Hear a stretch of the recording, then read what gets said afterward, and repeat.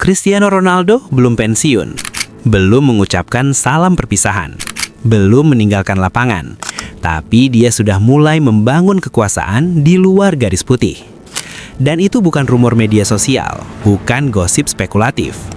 Berdasarkan laporan dari media Inggris seperti The Scottish Sun yang kemudian dikutip berbagai outlet Eropa, Cristiano Ronaldo resmi mengambil 25% saham di UD Almeria melalui CR7 Sports Investments. Angkanya mungkin terdengar kecil, 25%, bukan mayoritas, bukan pengambil alihan penuh. Tapi justru disitulah letak pentingnya, karena ini bukan tentang persentase, ini tentang momentum.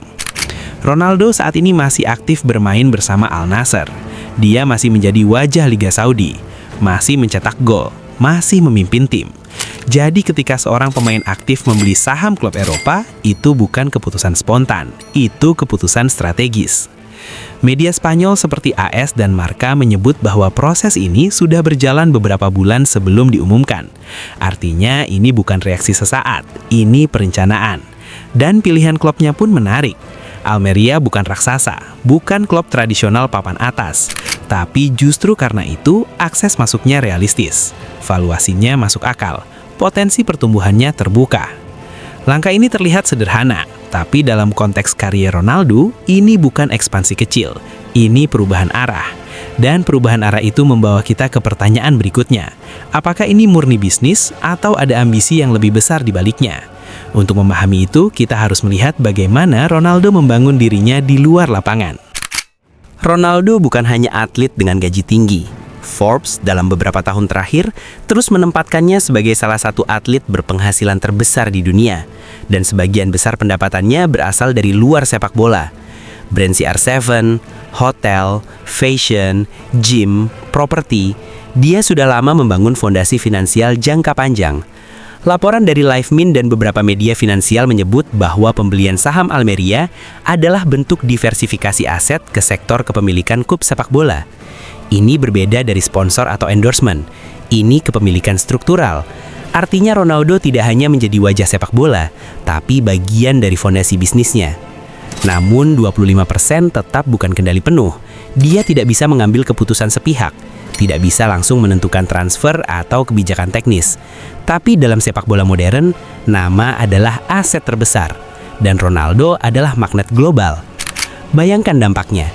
Sponsor global yang sebelumnya tidak melihat Almeria, kini mempertimbangkan. Pemain muda yang ingin exposure internasional mulai tertarik. Media yang jarang meliput Almeria, kini memberi sorotan. Bahkan sebelum ada perubahan teknis di lapangan, nilai komersial klub sudah terdongkrak. Media Spanyol juga membahas aspek regulasi. Apakah pemain aktif boleh memiliki saham klub? Aturan Federasi Spanyol tidak melarang kepemilikan saham selama tidak ada konflik kompetisi langsung. Dan karena Ronaldo bermain di Arab Saudi, bukan di Spanyol, tidak ada benturan regulasi. Secara hukum aman, secara bisnis masuk akal, secara branding sangat kuat. Tapi di balik peluang, selalu ada risiko. Jika Almeria gagal bersaing atau mengalami masalah finansial, nama Ronaldo tidak akan terpisah dari narasi itu. Dia bukan sekedar mantan pemain yang lewat, dia bagian dari struktur. Dan di titik inilah kita mulai melihat gambaran yang lebih besar. Karena langkah ini bukan hanya soal keuntungan finansial, ini bisa menjadi awal fase kedua dalam hidup sepak bolanya. Dan untuk memahami seberapa besar potensi fase kedua itu, kita harus melihat pola yang sedang ia bangun. Banyak legenda pensiun lalu menjadi pelatih, sebagian menjadi pundit, sebagian menjadi direktur teknis. Tapi kepemilikan saham adalah level yang berbeda. Itu bukan posisi teknis, itu posisi pengaruh. Jika melihat contoh lain, David Beckham membangun proyek klub di Amerika dan mengubahnya menjadi brand global. Ronaldo bisa saja memilih jalur serupa, tapi pendekatannya berbeda. Dia masuk sebagai pemegang saham, belajar struktur internal, membangun pengaruh secara bertahap. Usianya kini berada di fase akhir karir bermain. Secara realistis, era kompetitifnya tidak akan berlangsung selamanya. Namun dengan langkah ini, dia memastikan bahwa setelah sepatu dilepas, relevansinya tidak ikut hilang. Dan disinilah semuanya menyatu. Selama ini Ronaldo dikenal obsesif terhadap kontrol performa, kontrol tubuh, kontrol citra. Kepemilikan klub memberi satu dimensi baru, kontrol arah. Bukan lagi sekedar mencetak gol, tapi menentukan masa depan klub. Bukan lagi mengejar trofi pribadi, tapi membangun struktur. Jadi, apakah ini hanya investasi biasa?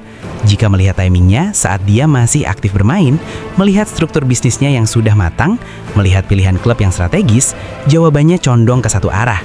Ini fondasi jangka panjang. Dia tidak sedang bersiap mengakhiri karir. Dia sedang memindahkan pusat gravitasinya dari lapangan ke ruang direksi, dari pencetak gol menjadi pengambil keputusan. Dan jika dalam beberapa tahun ke depan Almeria berkembang secara stabil, maka kita mungkin akan melihat bahwa 25% yang terlihat kecil hari ini ternyata adalah langkah paling strategis dalam seluruh perjalanan karir Cristiano Ronaldo. Karena terkadang perubahan terbesar tidak dimulai dengan trofi, tapi dengan kepemilikan.